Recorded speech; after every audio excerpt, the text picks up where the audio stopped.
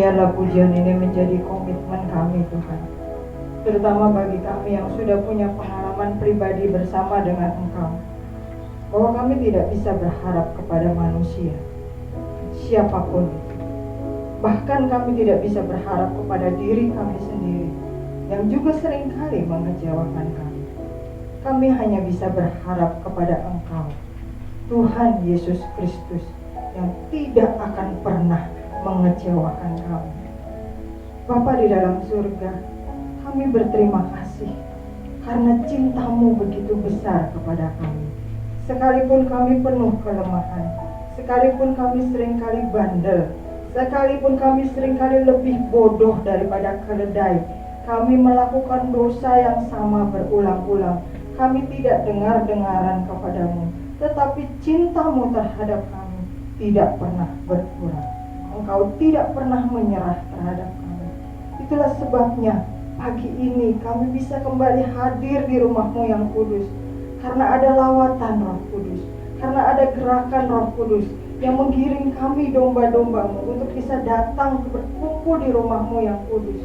Bapa di dalam surga, mari kuduskan hati kami, mari kuduskan pikiran kami, kuduskan ruangan dimanapun yang kami gunakan untuk beribadah, baik di lantai 1, baik di lantai 2, baik kami yang beribadah di rumah melalui online. Tuhan jamah, Tuhan pelawat, Tuhan kuasai, sehingga setiap benih firman Tuhan yang ditaburkan tidak akan pernah kembali dengan sia-sia, tapi membuat iman kami tetap teguh, semakin bertumbuh dalam pengenalan akan Tuhan, semakin bersatu dalam melayani Tuhan.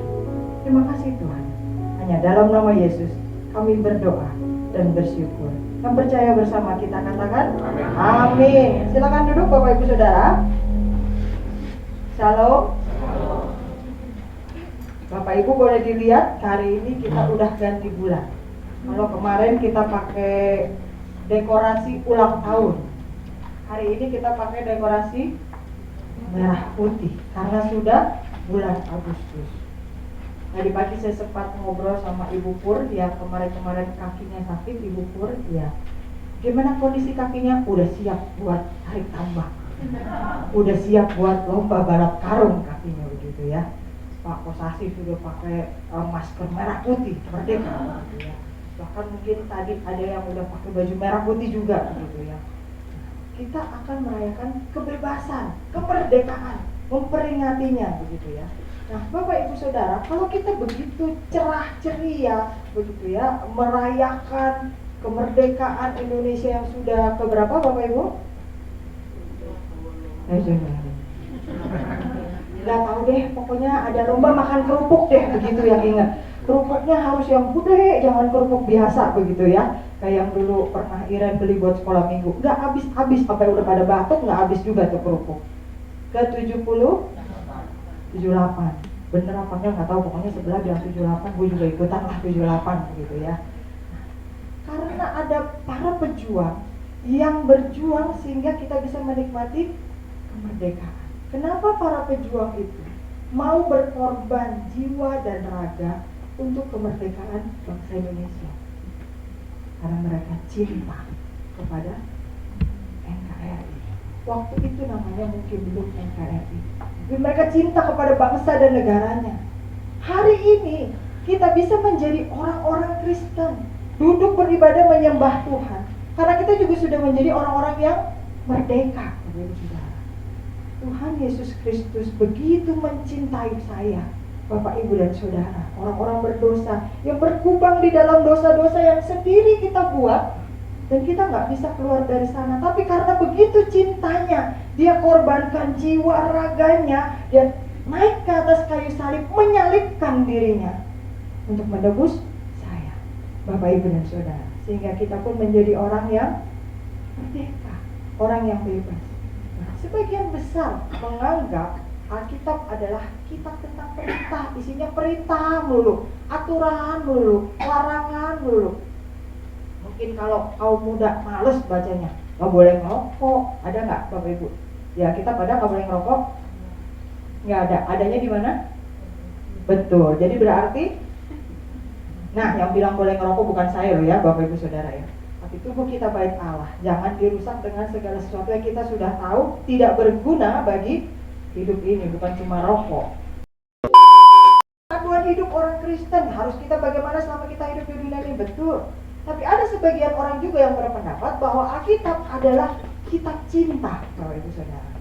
Kalau Bapak Ibu Saudara suka nonton video itu ada Kidung Cinta, sinetron begitu ya, ada kitab kencan, ada macam-macam.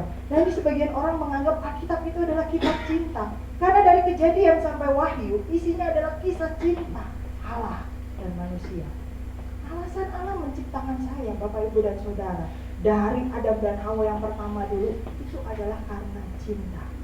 Larangan, aturan, perintah yang Allah buat itu juga karena cinta. Bapak Ibu Saudara yang punya anak-anak, anak kecil, cucu, dikasih larangan kan, nggak dibebasin aja kan. Contoh, kalau keluar anak-anak sekolah minggu, guru-guru sekolah minggu di sini jagain supaya tidak lari ke jalan besar. Supaya apa? Nggak kena ketabrak kendaraan. Dibilang apa? Jangan main keluar. Bukan untuk membuat dia terikat lagi, tetapi justru untuk menyelamatkan anak-anak tersebut karena cinta. Hukuman dan berkat yang Tuhan berikan bagi kita juga semata-mata karena cinta. Bahkan Yohanes 3 ayat 16 dengan jelas mengatakan apa, Bapak Ibu Saudara? Karena begitu besar kasih Allah akan dunia ini, sehingga Ia mengaruniakan anaknya yang tunggal, satu-satunya, karena Dia lebih cinta saya, Bapak Ibu dan Saudara, daripada anaknya. Bukan berarti Dia nggak cinta, tapi cintanya terhadap kita lebih besar, sehingga Dia lebih rela menyelamatkan kita, mengorbankan anaknya yang tunggal. Nah, Alkitab tidak hanya bercerita tentang hal-hal yang dibenci oleh Tuhan, tentang dosa, tentang kesalahan manusia, tapi justru berkisah tentang orang-orang yang begitu dicintai oleh Allah, begitu berkenan di hati Allah. Kenapa? Karena Allah sungguh-sungguh jatuh cinta kepada mereka. Allah sungguh-sungguh menyoroti hidup mereka. Hidup mereka itu muncul, glowing, shining, berkibar di mata Allah. Nah, dari kisah hidup mereka, kita bisa mengerti bagaimana sih hati Allah sesungguhnya.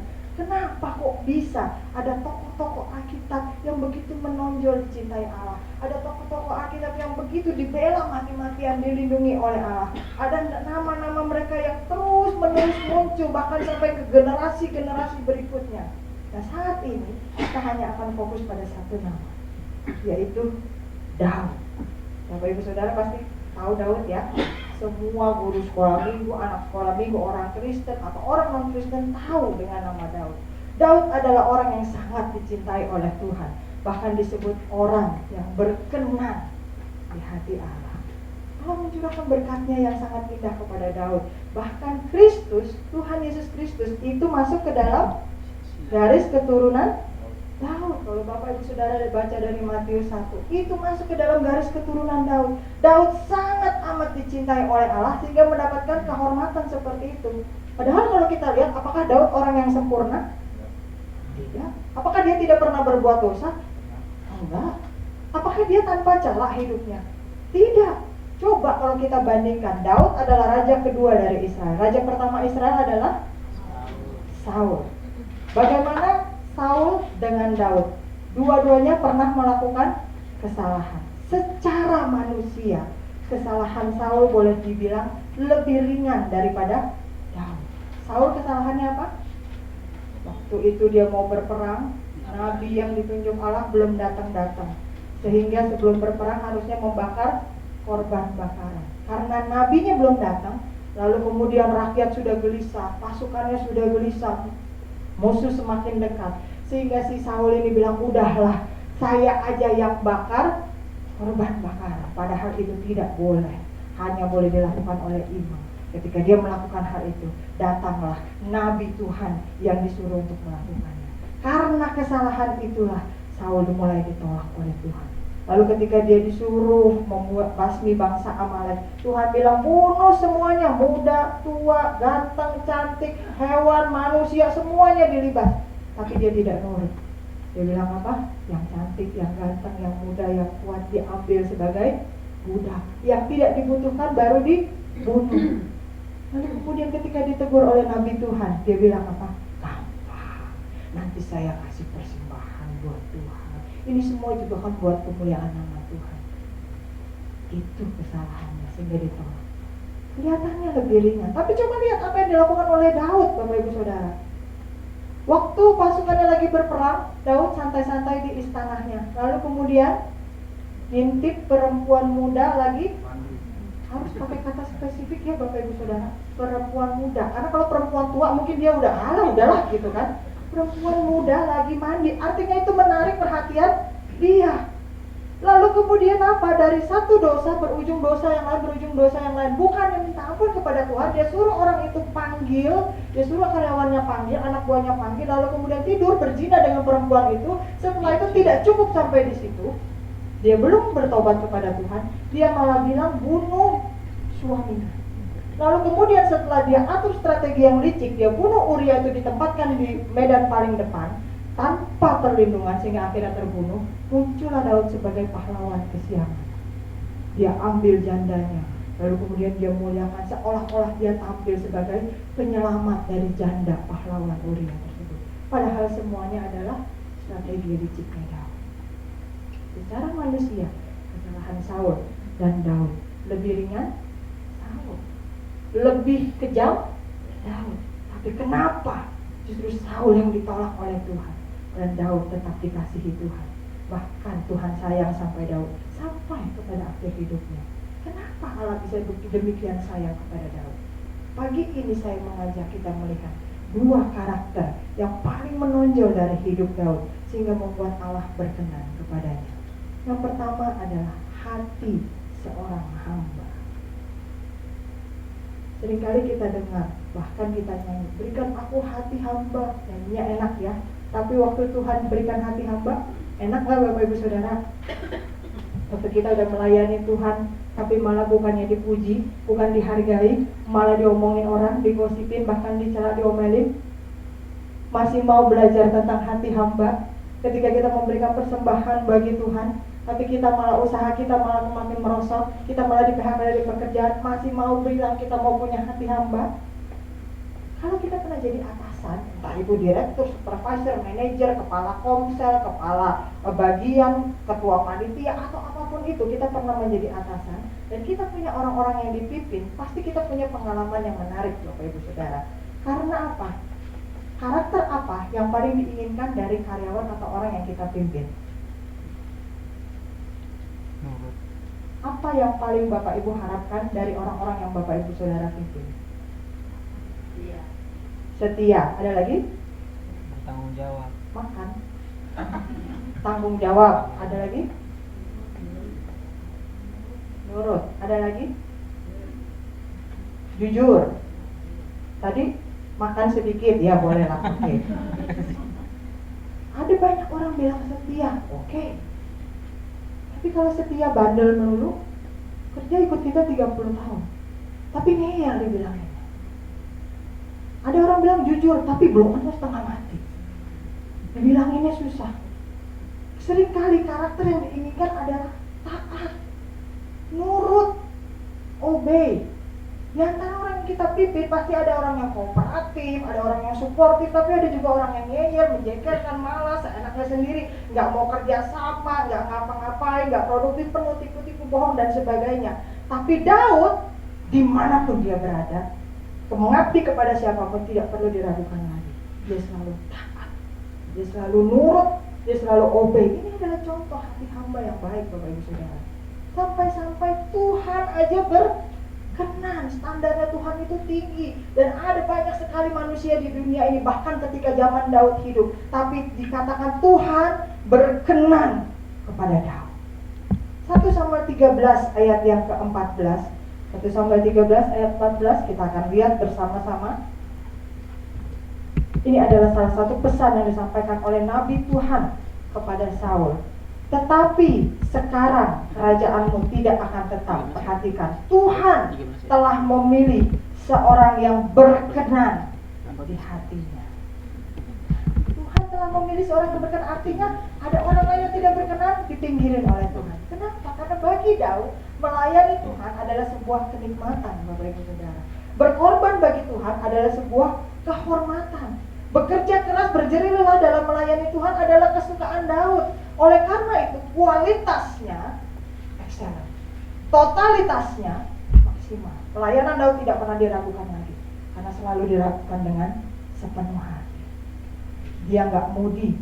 Saking cintanya kepada Tuhannya, saking sukanya melayani Tuhan, Daud sampai berkata dalam Mazmur 27 ayat yang keempat. Yuk kita lihat. Mazmur 27 ayat yang keempat. Satu hal telah kuminta kepada Tuhan, itulah yang kuingini, diam di rumah Tuhan seumur, menyaksikan dan permintaan keinginan Daud nggak macam-macam. Dia cuma bilang, Tuhan, izinkan aku diam di rumah Tuhan. Bukan seminggu, 2 minggu, sebulan, 2 bulan. Bukan kalau lagi butuh aja, enggak. Tapi dia bilang seumur hidupnya. Buat apa? Melayani dan mencintai Tuhan, menyaksikan kemurahan Tuhan. Dan saya percaya kemurahan Tuhan itu juga sudah Bapak Ibu Saudara alami, entah disadari atau tidak. Menikmati hadirat Tuhan. Daud lebih rindu hadirat Tuhannya daripada segala harta yang dia punya di dalam istananya. Daud tidak berdoa kepada Tuhan untuk bisa tetap diam dalam istananya, menjadi raja selamanya, tidak. Daud tidak minta kepada Tuhan supaya dia bisa tidur nyenyak di dalam kamarnya yang mewah dengan kasur yang mungkin super empuk, tidak. Daud tidak bilang, Tuhan pertahankan aku di dalam kamar hartaku yang penuh ini, tidak. Tuhan lindungi aku di dalam gudang hartaku, tidak. Daud hanya bilang, Tuhan, aku ingin tinggal di dalam rumah Tuhan seumur hidupku. Hanya itu, dia ingin menikmati hadirat Tuhan. Nah, Bapak Ibu Saudara, cuma orang-orang yang benar-benar mencintai Tuhan yang bisa punya keinginan seperti ini. Orang-orang yang punya hati hamba lah, yang sungguh-sungguh bisa merindukan hadirat Tuhan, bukan yang lain. Itulah sebabnya hidup Daud benar-benar menarik hati Tuhan, benar-benar menonjol di antara para manusia lainnya. Sehingga Tuhan tidak lagi menganggap Daud sebagai seorang hamba, tapi Tuhan menganggapnya kekasih hatinya, soulmate-nya, orang yang berkenan di hadapannya. Sehingga ada sebuah buku berkata, David, a man after God's own heart. David atau Daud, seorang laki-laki setelah hati Tuhan sendiri. Begitu dekatnya dengan Tuhan. Nah, pertanyaannya bagi kita saat ini, Bapak Ibu Saudara, apa sih yang lebih kita nikmati dalam hidup kita saat ini? Apakah kita menikmati melayani Tuhan selagi masih ada kesempatan? Masih ingat COVID yang baru lewat kemarin? Banyak orang susah ibadah, banyak orang susah melayani. Apakah kita menikmati memberikan kualitas excellent dan totalitas dalam melayani Tuhan melalui jemaatnya? Apakah kita menikmati beribadah bersama saudara-saudara seiman di gereja? Apakah kita masih punya jadwal untuk waktu berdoa dan menyembah Tuhan secara pribadi di rumah kita masing-masing? Apa kita masih suka cerita tentang Injil ke kiri kanan? Atau kita lebih suka cerita tentang drama Korea, tentang politik dan hal-hal lainnya, tapi Injilnya tidak pernah kita ceritakan? Masih enggak kita suka mengajak orang ke gereja? Atau jangan-jangan saat ini kita lebih memilih menikmati dosa-dosa kita? Nggak ada orang yang tahu juga, yang penting kan urusan aku sama Tuhan. Masih enggak kita mencari-cari kesempatan untuk tidak melayani Tuhan? Atau kita berusaha mencari alasan tidak hadir dalam ibadah? Kita membuat berbagai kesibukan untuk melewatkan jam-jam doa bersama atau jam-jam doa pribadi dengan berbagai alasan. Tuhan kan maha tahu, tanpa kita berdoa pun Tuhan bisa tahu apa yang kita mau. Masih enggak kita lebih memilih begitu banyak hal-hal lainnya dibandingkan dengan Tuhan yang menjadi sumber berkat kita? Hati hamba yang Daud miliki memikat bukan hanya Tuhan, tetapi manusia juga. Karena orang yang punya hubungan baik dengan Tuhan pasti juga berpengaruh terhadap orang-orang di sekitarnya, yang merasakan betapa istimewanya hati Daud tersebut. Yang pertama, Saul, orang yang ada di sekitar Daud. 1 Samuel 16 ayat 21 sampai yang ke-22. 1 Samuel 16 ayat 21 sampai 22. Sudah ketemu semua? Kita baca sama-sama. 3, 4. Demikianlah Daud sampai kepada Saul dan menjadi pelayannya. Saul sangat mengasihinya dan ia menjadi pembawa senjatanya. Sebab itu Saul menyuruh orang kepada Isai mengatakan, biarkanlah Daud tetap menjadi pelayanku, sebab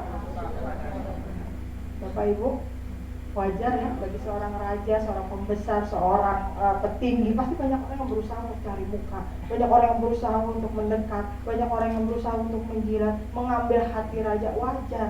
Tapi kalau Saul sampai kirim utusan pergi ke rumah Isai, papanya Daud, dia minta secara khusus untuk Daud bisa menjadi pelayannya, berarti hati hamba yang dimiliki oleh Daud pasti lebih terlihat daripada orang-orang lain, daripada segala karyawannya, daripada segala orang yang ada di sekitar Saul. Sampai ada kurir khusus yang dia minta, berikanlah anakku karena aku suka kepadanya.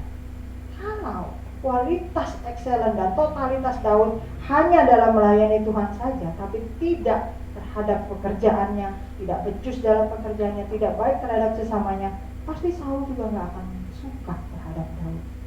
Tapi justru karena hubungannya baik dengan Tuhan, sehingga dalam sesama orang juga bisa merasakannya. Sampai raja pun suka kepadanya. Yang kedua, Mikal, anak perempuan Saul. 1 Samuel 18 ayat yang ke-20. Kita baca lagi sama-sama. 1 Samuel 18 ayat yang ke-20, 3, 4. Tetapi Mikal, anak perempuan Saul, jatuh. Ketika hal itu diberitahukan kepada Saul, maka Bapak Ibu ingat ya, kalau kita sinetron, kalau ada keluarga yang kaya, anaknya jatuh cinta sama lawan jenisnya, entah itu perempuan atau laki-laki yang lebih miskin, biasanya orang tuanya akan tidak setuju, gitu kan? Tapi di sini dikatakan apa? Putri raja jatuh cinta kepada Daud dan raja setuju. Siapa Daud? Pangeran kan? Bukan. Bangsawan boro-boro. Darahnya biru? Belum tentu. Daud hanyalah seorang gembala, bukan ribuan ekor, Bapak Ibu Saudara, cuma 2-3 ekor dombanya. Lalu kemudian dia diangkat menjadi pemain kecapi dan pembawa senjata bagi Saul. Tetap saja pekerja rendahan yang bisa digantikan oleh siapapun jabatannya, nggak akan dipandang orang. Tetapi seorang putri raja bisa sampai memperhatikan dan jatuh cinta kepada Daud, bahkan disetujui oleh raja untuk menikah. Maka pastilah Mikal juga melihat karakter istimewa pada diri Daud yang lebih daripada para bangsawan, para jenderal, pangeran-pangeran yang lain. Yang ketiga, rakyat Israel. 1 Samuel 18 ayat yang ke-16. 1 Samuel 18 ayat yang ke-16. 1, 2, 3. Tetapi seluruh orang Israel dan orang Yehuda mengasihi Daud karena ia memimpin segala gerakannya. Kalau kita punya hati hamba, kita melayani, kita baik kepada orang-orang yang levelnya di atas kita, wajar ya Bapak Ibu Saudara ya. Kita melayani bos kita, guru, mungkin dosen atau direktur apa itu orang-orang. Tapi ketika kita hanya melayani mereka dan kita meremehkan atau bahkan menghina orang-orang yang levelnya mungkin di bawah kita, bisa saja kita disukai oleh atasan kita, tapi kita dimusuhi oleh orang-orang di bawah kita. Seringkali orang bilangnya gaya kata, senggol kanan, senggol kiri, senggol kanan, tendang ke bawah, jilat ke atas. Tapi Daud punya hati hamba, bukan pencitraan, Bapak Ibu Saudara. Bukan alat untuk mendapatkan kedudukan, bukan. Bukan sekedar untuk mendapatkan posisi naik ke atas, bukan. Bukan sekedar untuk cari muka, bukan. Daud memang tulus hatinya, sehingga seluruh rakyat Israel dan Yehuda dikatakan apa? Jatuh cinta kepadanya. Seluruh rakyat, menyenangkan 1-2 orang mungkin mudah, tapi seluruh rakyat Israel dan Yehuda bisa jatuh cinta kepada Daud. Karena apa? Karena Daud tidak berusaha bersaing atau menjatuhkan orang-orang di atasnya, tidak. Dia tahu posisinya, dan Daud tetap bisa menghargai orang-orang yang dia pimpin di bawahnya, sehingga orang suka kepadanya. Yang terakhir atau yang keempat, orang yang suka kepada Daud adalah Yonatan, putra Saul. 1 Samuel 18 ayat 1 dan 3. Kita baca lagi sama-sama. 1 Samuel 18 ayat 1 dan 3. Ketika Daud habis berbicara dengan Saul, berpadulah jiwa Yonatan dengan jiwa Daud, dan Yonatan mengasihi dia seperti jiwanya sendiri. Ayat yang ketiga, Yonatan mengikat perjanjian dengan Daud karena ia mengasihi dia seperti jiwanya sendiri. Ayat yang ketiga, Yonatan mengikat perjanjian dengan Daud karena ia mengasihi dia seperti jiwanya sendiri. Ayat yang keempat, Yonatan mengikat perjanjian dengan Daud karena ia mengasihi dia seperti jiwanya sendiri. Ayat yang kelima, Yonatan mengikat perjanjian dengan Daud karena ia mengasihi dia seperti jiwanya sendiri. Ayat yang kelima, Yonatan mengikat perjanjian dengan Daud karena ia mengasihi dia seperti Siapa Yonatan ini Bapak Ibu Saudara? Anak Saul, betul. Selain itu siapa dia? Putra mahkota. Apa artinya putra mahkota Bapak Ibu? Pewaris. Kalau bapaknya turun jadi raja, yang naik siapa? Yonatan. Kalau Saul sudah tidak menjadi raja, yang menggantikan jadi raja adalah Yonatan. Dia putra mahkota, pewaris tahta, pahlawan besar bangsa Israel. Harusnya antara Yonatan dengan Daud ada kompetisi, betul? Ada ketegangan ya, ada permusuhan. Karena ini adalah rivalnya. Tapi dua hal yang menyebabkan Daud dan Yonatan bisa bersahabat begitu erat. Karena Yonatan berjiwa besar dan rela menerima rencana Allah bahwa Daudlah yang sudah dipilih oleh Allah dan nanti akan diurapi pada waktunya menjadi raja Israel berikutnya. Dari sisi Daud punya hati hamba yang tetap menghormati Yonatan sebagai tuannya, sebagai putra rajanya, sebagai putra mahkota. Dia nggak anggap saingan pamor di depan rakyat Israel. Lu nggak kepilih, nanti bakalan gue jadi raja. Enggak, dia nggak model begitu. Yonatan tetap dilayani sebaik mungkin. Bahkan mungkin dia mempertaruhkan nyawanya bagi Yonatan. Hati hamba inilah yang menyentuh Yonatan, sehingga persahabatannya dengan Daud dianggap lebih penting daripada tahtanya di Israel. Yonatan mengasihi Daud dengan tulus, bahkan mengambil resiko loh Bapak Ibu Saudara, dibenci oleh papanya sendiri. Karena apa? Dia bocorin rencana papanya buat membunuh Daud. Harusnya biarin aja kan. Kalau berhasil Daud dibunuh, Yonatan yang nanti akan naik menjadi raja. Tapi begitu pentingnya persahabatan itu, begitu dia mengasihi Daud, sehingga tahta itu tidak penting lagi. Dia kasih tahu, hati-hati, pada jam sekian, waktu sekian, papaku sang raja akan melakukan hal buruk. Dia rela melepaskan tahtanya sebagai bukti dia mendukung Daud menjadi raja Israel berikutnya. Hati hamba yang dimiliki Daud bukan hanya berkenan kepada Tuhan, tapi juga menyukakan orang sekitar. Mari kita miliki hati seperti itu. Kalau hubungan kita tulus terhadap Tuhan, orang-orang di sekitar kita juga bisa ikut melihatnya. Hal kedua, karakter menonjol yang dimiliki oleh Daud sehingga dia berkenan menjadi kekasihnya Tuhan adalah cintanya yang selalu membara kepada Tuhan. Cinta Daud yang membara kepada Tuhan rela membuatnya berkorban apa saja dengan segenap kemampuannya. Dalam 1 Tawarik 29 ayat 2 sampai yang kelima. 1 Tawarik 29 ayat 2 sampai yang kelima. Saya hanya akan menyoroti kalimat awalnya saja. Daud mengatakan, dengan segenap kemampuan aku telah mengadakan persediaan untuk rumah Allahku. Ini kisahnya, karena waktu itu Daud ingin membangun bait Allah, tapi Tuhan menolak niat baiknya. Lalu Daud bilang, dengan segenap kemampuan aku, dia tetap persiapkan semuanya. Lalu kemudian di ayat berikutnya, lagi pula oleh karena cintaku kepada rumah Allahku. Nanti Bapak Ibu Saudara bisa baca keseluruhan ayatnya. Itu dua hal yang menunjukkan bagaimana Daud sungguh-sungguh rela berkorban apa saja. Bahkan di kalimat yang terakhir Daud menantang rajanya, maka siapakah pada hari ini yang rela memberikan persembahan kepada Tuhan? Daud mengajak rakyatnya memberikan persembahan yang terbaik bagi Tuhan. Bukan cuma sekedar kasih perintah, kasih persembahan ya, kasih buat Tuhan ya, nyuruh-nyuruh doang. Enggak, Bapak Ibu Saudara, Daud bukan model raja seperti itu. Tapi Daud sudah melakukannya lebih dulu sebelum diikuti oleh rakyatnya. Ini kisah ketika Daud sudah menjadi raja. Daud membuktikan cintanya yang membara kepada Tuhan dengan tidak memberikan sebagian, nggak memberikan asal-asalan, nggak memberikan separuh-separuh kepada Tuhan. Tidak, Daud memberikan persembahan secara konsisten sejak masa mudanya. Tapi seringkali konsistensi ini dipertahankan orang Kristen dengan cara yang salah, Bapak Ibu Saudara. Kasih kolekte dari zaman sekolah minggu sampai udah ngantar cucu ke sekolah minggu, kolektenya nominalnya segitu aja. Karena seperti Tuhan Yesus tidak pernah berubah. Ini konsistensi yang salah.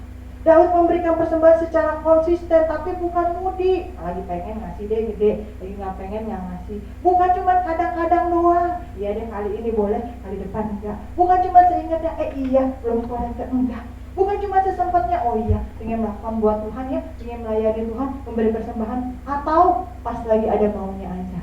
Ya biar cepat naik jabatan nih, biar nanti dapat jodoh melayani Tuhan. Ya kalau Tuhan berkenan, Tuhan suka, kan nanti kita diberkati. Bukan, Bapak Ibu Saudara. Bahkan sampai masa tuanya menjelang akhir hidupnya, Daud memberikan persembahan terbesar yang bisa ia berikan kepada Tuhan dalam seumur hidupnya, yaitu menyediakan seluruh kebutuhan bait Allah. Dulu ada gambarnya dari Allah di sini, sekarang udah dipindah ke arah tangga. Ya, Bapak Ibu naik nanti ke lantai 2, itu ada gambarnya di sana. Begitu megah bangunan bait Allah tersebut. Sebenarnya Daud ingin mendirikan bait Allah untuk membuktikan cintanya kepada Tuhan. Bapak Ibu ingat kisah Taj Mahal di India? Konon katanya itu adalah bangunan bukti cinta sang penguasa pada waktu itu kepada istrinya, hingga dibuatkan. Daud ingin membuat bait Allah untuk membuktikan cintanya kepada Tuhan. Dalam 1 Tawarik 17 ayat 1 dan 2. 1 Tawarik 17 ayat 1 dan 2. Setelah Daud menetap di rumahnya, berkatalah ia kepada Nabi Nathan, lihatlah, aku ini diam dalam rumah dari kayu aras. Kayu aras itu kayu yang terbaik.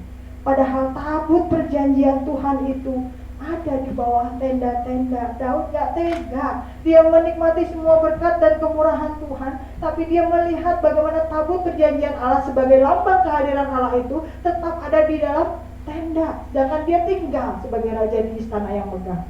Lalu berkatalah Nathan kepada Daud, lakukanlah segala sesuatu yang dikandung hatimu, sebab Allah menyertai engkau. Baik gak niatnya Bapak Ibu? Baik ya.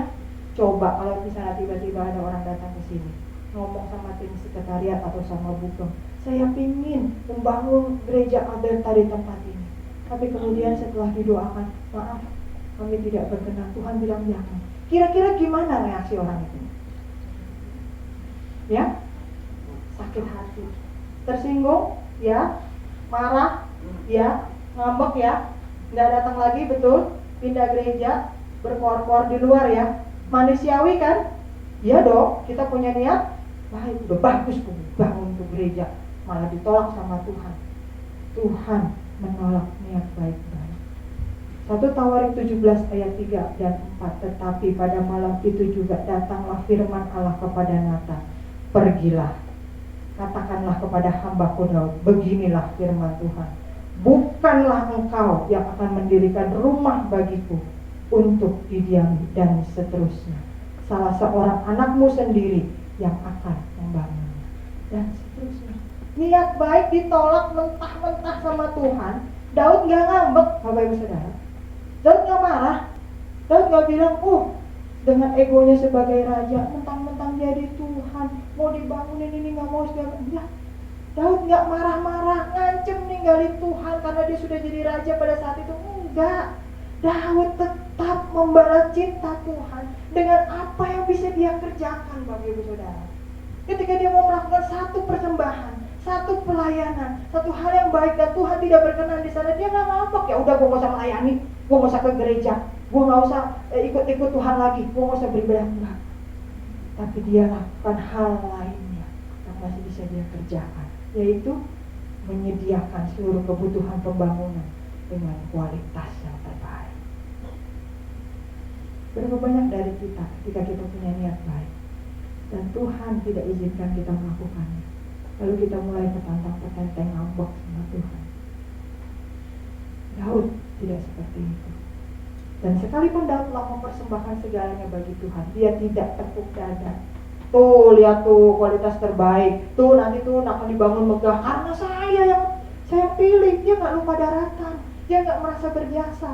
1 Tawarik 29 ayat yang ke-16 berkata, ya Tuhan Allah kami, segala kelimpahan bahan-bahan yang kami sediakan ini untuk mendirikan bagimu rumah bagi namamu yang kudus adalah dari tanganmu sendiri dan punya mula segala-galanya. Dia nggak bilang karena saya bisa ada nanti anak saya bangun bait Allah yang megang. Dia nggak bilang begitu. Dia nggak bilang karena saya pilih bahan-bahan yang bagus, tidak. Dia bilang semua itu tetap miliknya Tuhan. Kalau merasa belum memberikan apa-apa kepada Tuhan, padahal dia sudah memberikan segalanya secara manusia. Mari kita tanya diri kita sendiri. Gak perlu tengok depan, gak perlu colek-colek kiri kanan, gak perlu tengok-tengok ke belakang.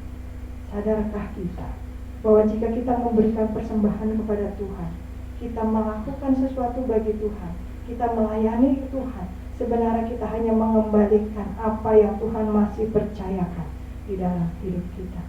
Entah itu dana, entah itu daya, apapun juga yang masih bisa kita lakukan, semua itu adalah anugerah Tuhan. Tanda cintanya Tuhan kepada kita.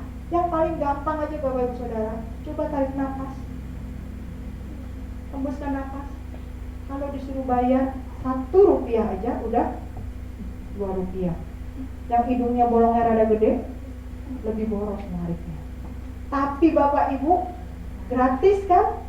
Itu bukti cintanya. Dan bagaimana kita bisa membalas cintanya Tuhan? Itu penting. Karena jangan sampai seperti lagu dunia, cinta bertepuk sebelah tangan. Dari yang suka karaoke, cintaku bertepuk sebelah. Jangan lakukan itu sama Tuhan. Dia terlalu cinta sama kita. 1 Tawarik 29 ayat 17 berkata, 1 Tawarik 29 ayat yang ke-17, aku tahu ya Allahku, bahwa Engkau adalah penguji hati dan berkenan kepada keikhlasan. Maka aku pun mempersembahkan semuanya itu dengan sukarela dan tulus ikhlas. Dan sekarang umatmu yang hadir di sini telah kulihat memberikan persembahan sukarela kepadamu dengan sukacita. Dalam ayat tersebut Daud jelas mengerti loh, bukan persembahannya yang Tuhan butuh, Bapak Ibu Saudara. Tuhan tidak miskin. Dalam pembahasan sebelumnya, Daud sadar semua yang bisa dia kembalikan kepada Tuhan adalah miliknya Tuhan. Tuhan tidak butuh persembahan kita. Tuhan butuh bagaimana kita melakukannya dengan hati yang tulus, ikhlas. Itu yang Tuhan lihat. Sehingga Tuhan berkenan. Ada banyak orang Kristen merasa sedih ketika memberikan persembahan kepada Tuhan. Suatu kali ada seorang setelah ibadah, kemudian dia lagi fokus sama temannya di depan. Dia garuk-garuk kepala, kelihatannya begitu susah, begitu kesel, tepok-tepok. Sampai temannya nanya begini, lu kenapa sih dari tadi gua cerita lu gak dengerin, sibuk sendiri? Gua lagi kesel. Pulang ibadah harusnya sukacita dong. Kenapa malah kesel? Iya. Kayak tadi pas kolektor gua keburu-buru, jadi salah cabut deh tuh. Mau nyabut yang kecilan jadi nyabut yang gedean. Ya, persembahkan buat Tuhan selagi masih ada kesempatan malah kesel. Pernah juga ada pengalaman saya usai ibadah Bapak Ibu Saudara. Ada jemaat yang ada ke bendahara minta kembalian. Maaf Bu, tadi saya mau kolektor, belum sempat tukerin uang kecil. Zaman dulu belum ada QRIS tulisan. Itu uang selembar-lembarnya. Boleh nggak saya minta kembalian? Uang 100.000 kembalinya 99.000. Kembalian. Daud nggak demikian, Bapak Ibu Saudara. Cintanya kepada Tuhan melampaui apapun yang ada di dunia ini. Tahtanya, kehormatannya, hidupnya, hartanya. Kalau saya katakan kehormatannya, bahkan Mikal waktu itu bilang apa? Tidak pantas seorang raja menari-nari setengah bugil di depan tabut perjanjian. Tapi Daud bilang apa? Aku menari memuliakan Allahku. Gak ada yang bisa larang. Dia tidak peduli dengan hidupnya dan semuanya. Dia hanya peduli bagaimana dia bisa membalas cintanya kepada Tuhan. Nah, saat ini firman ini berkata kepada saya dan Bapak Ibu Saudara, mari kita bersukacita saat kita bisa melakukan sesuatu untuk Tuhan. Persiapkan sebaik-baiknya. Jangan asal-asalan. Jangan sambil ngegerutu. Kolektor lagi, sampai 4 kali buat apaan sih gitu. Jangan ragu-ragu. Cukup enggak ya nanti. Yakin Tuhan sumber berkat kita. Jangan karena terpaksa, sudah disorongin sih. Kalau kita masih punya kesempatan untuk memberi bagi Tuhan, berikan yang terbaik yang bisa kita berikan. Kalau kita masih bisa memberi, beri dengan segenap hati. Saat kita memberi dengan sukacita, maka kita membalas cintanya Tuhan. Maka kita bisa memberikan yang terbaik bagi Tuhan.